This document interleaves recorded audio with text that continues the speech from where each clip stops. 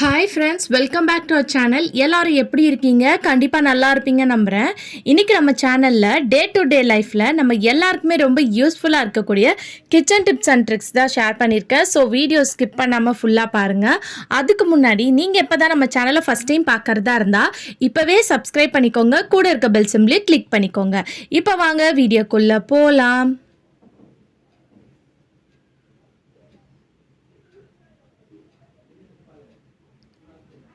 First இப்போ என்னென்னு பார்க்கலாம்.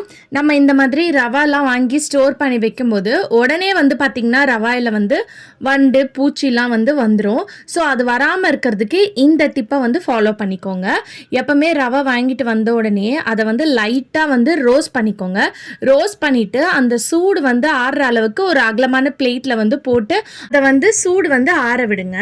சூடு ஆறுனதுக்கப்புறமா இந்த மாதிரி ஒரு கண்டெய்னரில் ரவாவை போட்டுக்கோங்க. ஸோ இந்த மாதிரி கண்டெய்னரில் போட்டதுக்கப்புறம் இதுக்கு மேலேயும் நீங்கள் ஒரு காஞ்ச மிளகா போட்டுக்கணும். கண்டெய்னர் கீழேயும் ஒரு காஞ்ச மிளகா நீங்கள் போட்டுக்கணும். இந்த மாதிரி போட்டு வைக்கிறனால அதுலேருந்து வரக்கூடிய அந்த காரத்தன்மைக்கு பார்த்திங்கன்னா எந்த ஒரு வண்டுமே சரி சீக்கிரம் வரவே வராது. ஸோ நீங்கள் எவ்வளோ மாதம் நீங்கள் ஸ்டோர் பண்ணி வச்சுருந்தாலும் இதில் எந்த ஒரு வண்டு பூச்சியும் வராமல் இருக்கும். ட்ரை பண்ணி பாருங்கள். அடுத்த டிப் என்னன்னு பார்க்கலாம்.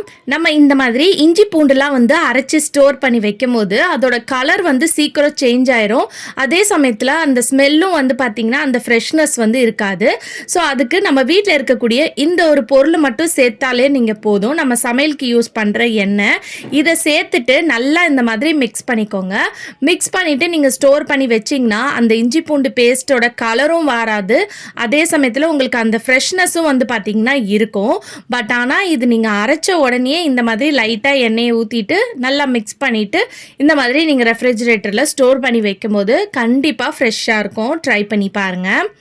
அடுத்த டிப் என்னென்னு பார்க்கலாம். லெமன்லாம் நம்ம நிறைய வாங்கி ஸ்டோர் பண்ணி வைப்போம் இல்லையா, விலை கம்மியாக கிடைக்கும் போது இல்லை எங்கேயாவது நம்ம போகும்போது. அப்படி வாங்கி வைக்கக்கூடிய லெமன் உடனே அதோட ஸ்கின் எல்லாம் சேஞ்ச் ஆயிரும். கலர் ப்ரௌன் கலரில் சேஞ்ச் ஆயிரும். அப்போ நம்ம அதை ஜூஸ்க்கு யூஸ் பண்ண மாட்டோம், வேறு ஏதாவது க்ளீனிங் பர்பஸ்க்கு தான் யூஸ் பண்ணுவோம். ஸோ உங்கள் லெமன் எப்போவுமே ஃப்ரெஷ்ஷாக இருக்கணும், நீங்கள் எடுத்து யூஸ் பண்ணுற வரைக்கும் ஃப்ரெஷ்ஷாக இருக்கணும்னா இந்த மெத்தடில் ஸ்டோர் பண்ணி வச்சுக்கோங்க. ஒன்று நீங்கள் ஃப்ரிட்ஜில் ஸ்டோர் பண்ணி வைக்கிறதா இருந்தால் டிஷ்யூ பேப்பர் வச்சுக்கோங்க. அப்படி வெளியே ஸ்டோர் பண்ணி வைக்கிறதா இருந்தால் இந்த மாதிரி நியூஸ் பேப்பர் இருந்தாலே போதும். இப்போ ஒவ்வொரு லெமனையும் தனித்தனியாக இந்த மாதிரி நியூஸ் பேப்பரில் வச்சு நல்லா ஃபுல்லாக, அதாவது அந்த லெமன் வெளியவே கேப் தெரியாத அளவுக்கு அந்த நியூஸ் பேப்பர் ஃபுல்லாக நீங்கள் கவர் பண்ணிக்கணும். அதே மாதிரி லெமன் ஜூஸ் நம்ம ஃப்ரிட்ஜ்லேருந்து எடுத்து போடும்போது அந்த சார் பார்த்திங்கன்னா வராது. ஸோ அதுக்கு ஒரு சின்ன டிப்பை ஃபாலோ பண்ணால் போதும். இந்த மாதிரி கீழே அந்த கவுண்டர் டாப்பில் வச்சு நல்லா அதை ரொட்டேட் பண்ணிங்கன்னா அதோட ஸ்கின் பார்த்திங்கன்னா நல்லா சாஃப்ட் ஆயிரும். அதுக்கப்புறம் நீங்கள் ஜூஸ் பிழிஞ்சிங்கன்னா உங்களுக்கு ஈஸியாக அந்த ஜூஸ் பார்த்திங்கன்னா நல்லா வரும். அந்த ஒரு டிப்பை ட்ரை பண்ணிக்கோங்க.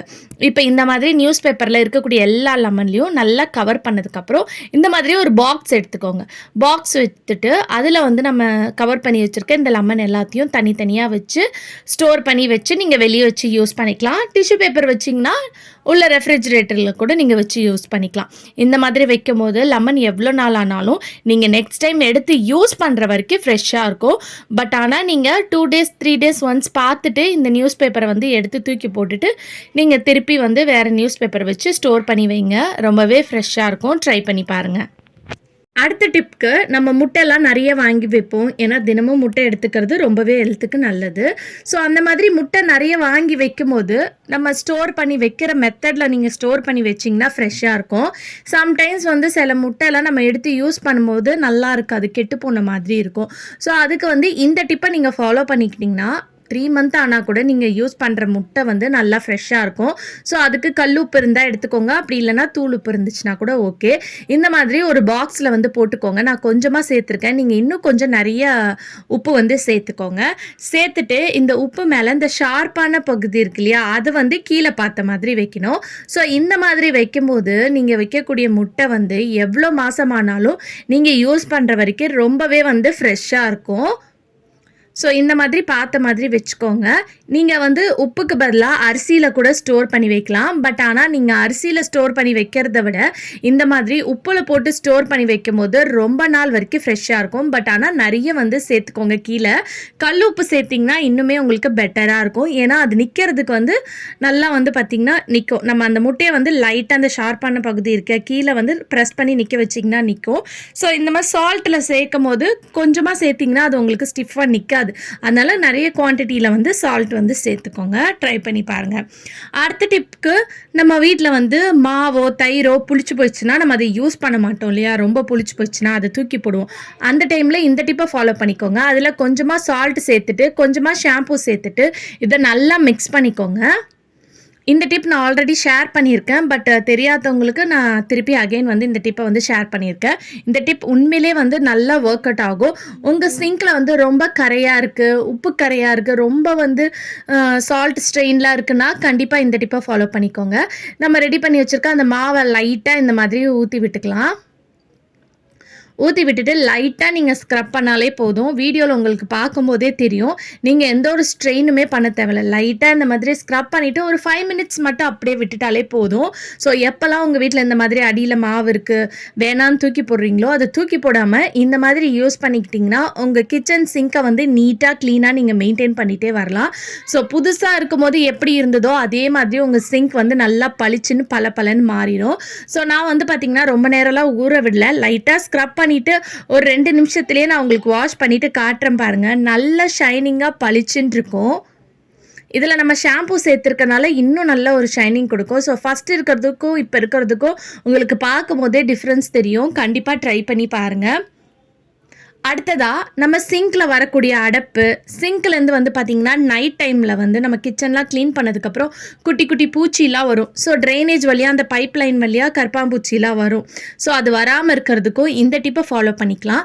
2 ஸ்பூன் அளவுக்கு மஞ்சத்தூள் எடுத்திருக்கேன் ஒரு பாத்திரத்தில்.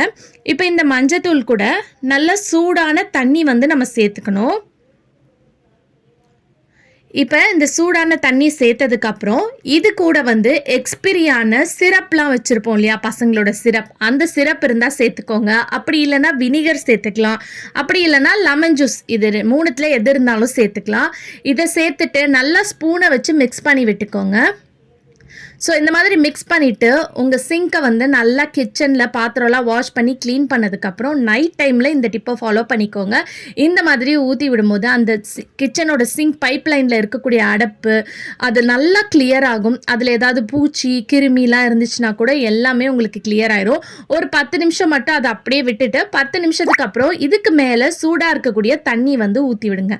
இந்த மாதிரி ஊற்றி விடும்போது அந்த நம்ம ஊற்றிருக்க அந்த வினிகர் மருந்து ஸ்மெல்லும் உங்களுக்கு வராது. சிங்க் பைப் லைனும் வந்து பார்த்தீங்கன்னா க்ளீன் ஆயிரும். ஸோ கண்டிப்பாக இந்த டிப் ரொம்ப யூஸ்ஃபுல்லாக இருக்கும். ட்ரை பண்ணி பாருங்கள். ஓகே ஃப்ரெண்ட்ஸ், இன்றைக்கி வீடியோவில் நான் ஷேர் பண்ணி இந்த டிப்லேருந்து ஏதாவது ஒரு டிப் கண்டிப்பாக உங்களுக்கு யூஸ்ஃபுல்லாக இருக்கும். அப்படி யூஸ்ஃபுல்லாக இருந்துச்சுன்னா மறக்காமல் நம்ம சேனலை லைக் பண்ணுங்கள், ஷேர் பண்ணுங்கள், கமெண்ட் பண்ணுங்கள், சப்ஸ்கிரைப் பண்ணிக்கோங்க. தேங்க்யூ.